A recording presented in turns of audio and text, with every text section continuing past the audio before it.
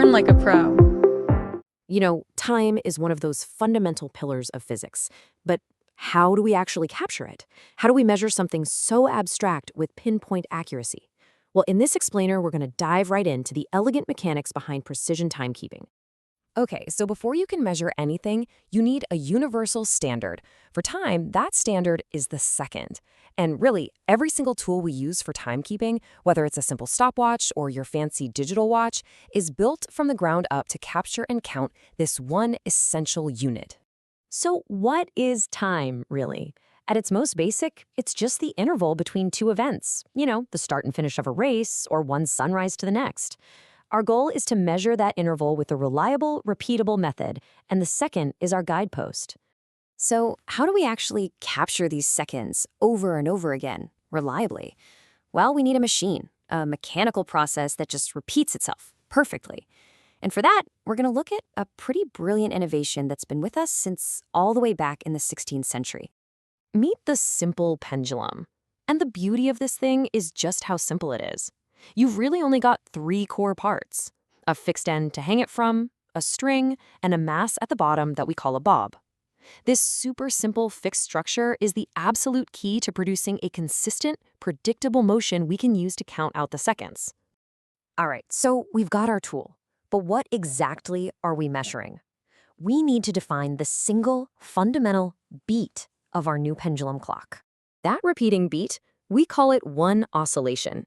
It's basically one complete to and fro motion. So if the pendulum starts over here at position A, it swings all the way to the other side, and then it has to come all the way back to A. That entire round trip, that is one oscillation.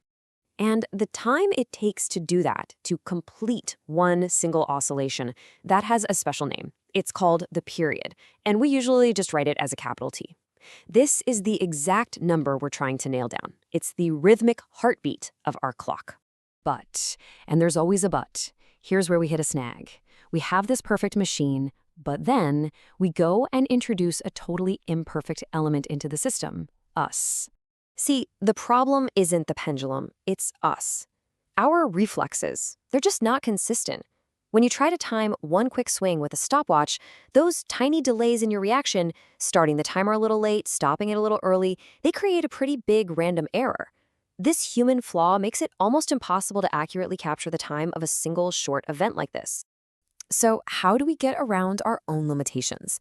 Well, we use a really clever strategy that makes our human error practically vanish. Okay, check this out. This visualizes the solution perfectly. Instead of timing just one oscillation, we're going to time 20 of them. Now, our reaction time error, that little delay, it stays the same, but look what happens. For a single swing, that error is a huge chunk of the total measurement. But when you measure it over 20 swings, it becomes this tiny, almost negligible sliver of the total time. We've effectively diluted the error. And the math for this is super simple. To find the real period, that capital T, we just take the total time we measured, that's the little t, and we simply divide it by the 20 oscillations. This calculation gives us a really accurate average time for a single swing, because our human error has been minimized. All right, so we've got our technique sorted, but if we really want to build a precise clock, we have to know what physical variables actually control the pendulum's rhythm. I mean, what makes it swing faster or slower? This part is fascinating. So, does the mass of the bob matter? Nope. A heavier bob gets pulled by gravity with more force, sure, but its inertia also makes it harder to move, so those two effects just cancel each other out. What about the amplitude, how far back you pull it? Well, for small angles, that has no effect either. It turns out the one variable that truly controls the rhythm of the swing is the length of the pendulum. And the connection here is really direct and simple. A longer pendulum has farther to travel in its swing, right? So it's going to have a longer, slower period. A shorter pendulum zips back and forth much more quickly. This reliable, predictable relationship is the very reason pendulums were the gold standard for timekeeping for hundreds of years. Okay, let's put this all into practice. Let's do the math. Imagine we're in the lab, we've got our pendulum, and we time 20 full swings. And we look down at our stopwatch, and it reads a total time of 34.2 seconds.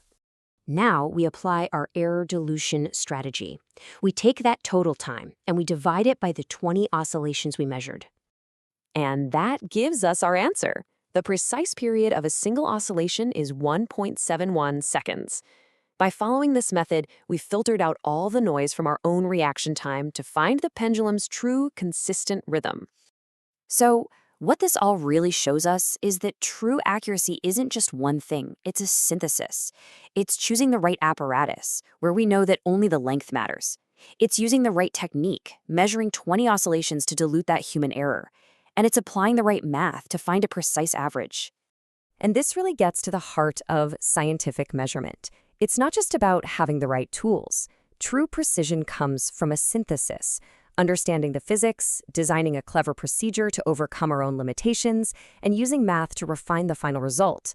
And that idea, it applies to way more than just clocks. And that leaves us with a final thought to consider. If you know that the length of the pendulum is the only thing that dictates its period, what would you have to control for? Think about temperature, materials, construction, to build the most precise pendulum clock imaginable.